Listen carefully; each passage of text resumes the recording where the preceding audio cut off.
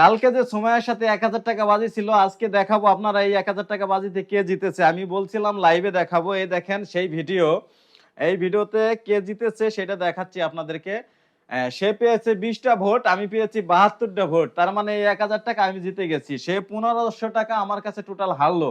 500 টাকা আমি খেয়ে ফেলাইছি। আর এই 1000 টাকা সময়ের মাধ্যমে আমি ভেবেছি 1000 টাকা আমি খাবো না, এই 1000 টাকা কোনো গরিব অসহায় মানুষকে ওর মাধ্যমে দান করে দিব। কি কি বলো তুমি?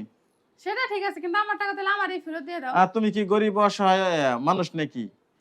সে দেখেন 15,000 টাকা ঈদে সালামি পাইছে। এই যে মাত্র 1,500 টাকা সে লস খাইছে। হ্যাঁ, তার চিন্তা ভাবনা সে আমার সাথে আরো খেলবে, আরো খেলে আমাকে হারাবে।